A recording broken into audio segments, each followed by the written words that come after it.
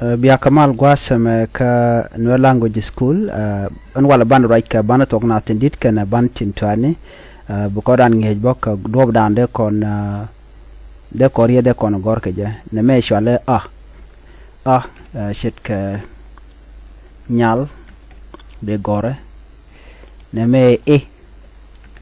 bir de gore no de kon sorry bir to kon ke ko a e o u no ben kwa se men jet ke dit to kon ke u chane but men gor but to kon ke u chane dup men gor dup no ban ben ping kwa se me to kon ke wa chane wangor wang to kon ke ya chane yangor yang to kon ke ba chana bangor bang to kon ke pa chana pangor pan mishwa to kon ke ma chana mungor no wa ya ba pa ma wang yang bang pan mun no bukon ben ka dio da gwasme men yam rai kon ka kwida gwasme ka bantong na sindit bantong na tentiene kan ping gwasmo na me na de nangan na de chana lar na no ngai kon ga no gwa kun no na me na chana nial gor nial ki simple chana no gor nuk na ma nuk mradiena me nga chana ngwan no ngwan ngwan chala ngwan chana nyagor nyak chana ragor chana run okay run wana kada na me menyam na nga nya ra nung nuk ngwan nyak run gwasme kada za ta la bukon gwal gwasme da chetke chana duot gor duot do kon duot gor duot gwasme de kon jeg za dol ki duk de kon gor no gor duk gene duk no tango ne ngala kan zakana na la kan ga dia bat dakana ha chala za ka tungna duk ta chetke tut sa chetke tok la chetke lul ban ben ka ga a sha ja ka kwang ga gat ha hen sha shwech ja jok no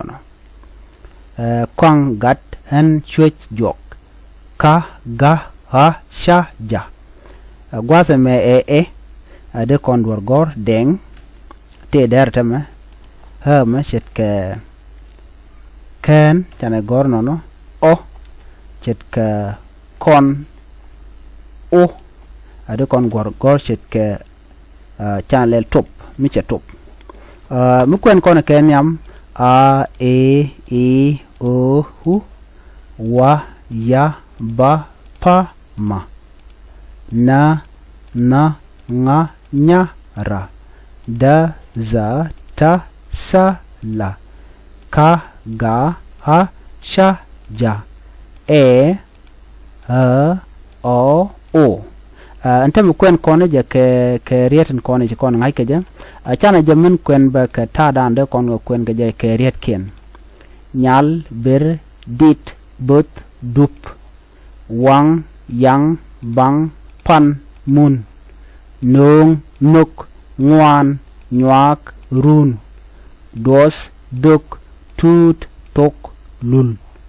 kwang gat en shwech jok deng ken kon top no so na me der jilwa ko der tung na der nga tiping gwasa me ka bantin tiene ken te kela to but ka bandit tiene so changle gala kwen bo bi yu kwen te te ka tiene beno gwadu mene amene ka kwen ba ko do brande kono kwen ka jang a e o hu wa ya ba pa ma na nga nya ra da za ta sa la ka ga a sha ja e h o u titi tinen konga tini kana te ni alte gwata me chat ke kana kelo titi katin dit titi ni katin tiane ala gwarien kan dial ajan gwara kelo de tong no de gor ka jama tia ka lung tele rek mana dien gwas mandere ngach ko rai kon ka tok nat gor kon o bana re bani kana bani yual bu kon ka ngach ana ko ti mi she ngajin bi jien bi ben ka titi bu ka banten chal ga banten chek jodien banten chek jodien kan ga kan banten che kon ngenen gwata tine anona bani che jogdien chet ka ba sha da ka la sa nya na ma na ta ra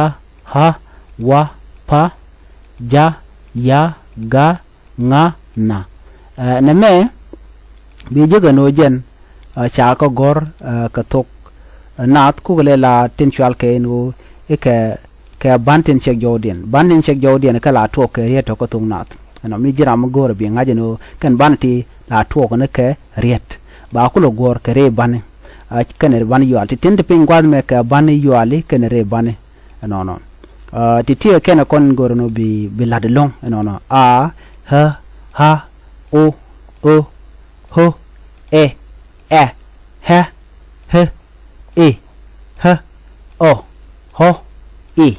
hi u no ti ti bi tam bi kan ka kan ditine ko shi ko raja long ka jan lisana me gor jeno bi titi bi nyaw mo kwen ka titi kun re banne ke bane yuale mi titi shi ka ngajan tama ana bi shuwa ka dob dan dong dire ka kwen ka je shirka ta guje ga jamane baka mo ka example de kon gor chane tang chane gor te dere tang na me to kon ke chane man chane gor ma kena mo kon ka ha de kon chana mudin mat na mi china mat chale mat na me o chana dor gor gwa de me mok mi chiga che dor che de mok te kon ke o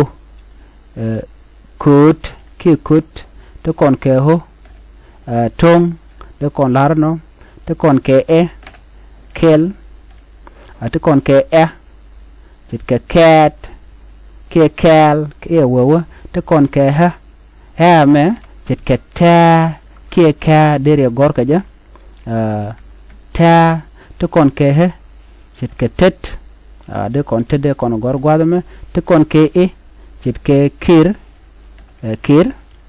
te kon ke ha chit ke shet na me jare den kwini jan lon kare dial shet ke badan la gor ke bana te dial bat kwini jan ke kan dial te kon ke gwas me chit ke dit chit ke piu ngeji piu la chak te kon ke hi chit ke piu mo gor piu de kon den yo gor dit ke dit de gor gwa de monon te kon ke o chit ke kon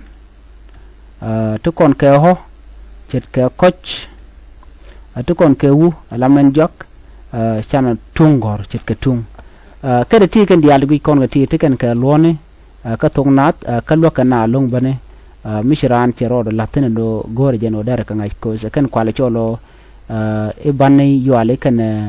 re bane ko enara mi mo gotok kan goto kon dong dare tok dare yang ngai tin ka kwende ka ja just gor ne your time ki brodo amuji ko gwad mi mo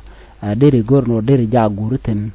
ko dere ta danen kwen ka dere ko la ngai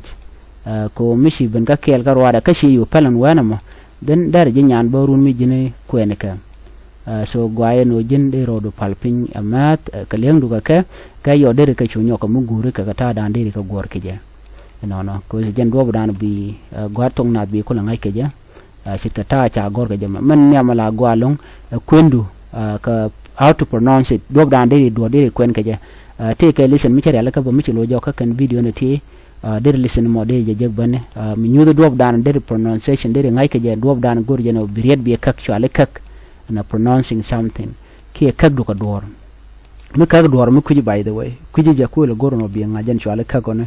so kajan listen me bi ngaja no listen me very important ka tara andere ngai kija ti kon mo ke BL te der ne chala ke re bani kan ki bani yuale ka ti chamat kan dia cha ka liom so bi gorno bi broad mo ka gwat mi bi practice bi lat bi re kan bani yuale ti bi ta ta ka bi ngache no so na men dala jen listen dana gore de nyaka kon kel ati kon ko ken bode de kon ka ngai duob dan de randere kwen dere je ngai ke je ka diti but katin of course de kwen shet ka ngume de gor ke je shet ka ha ngume de gor ke je wakati ndi ala content chari ala ka gwasme gorno jin bi class bi ja goro gwasme entem bana chon ka jan gwasme gorno jin bi subscribe ka noir language school ko bi tete bi kan kula mala shu keji nyok lara jeneti ko ken bot ramug no ko da tung na dare jangach ajan gwada na me ba ka je gaten of course channel ngwan te gaten bana me lan le tene shang lan kla da top tene shang dere men gor ba dere tej ba dere tej gwasamo an bana je ka le rodian chu pro jeno jin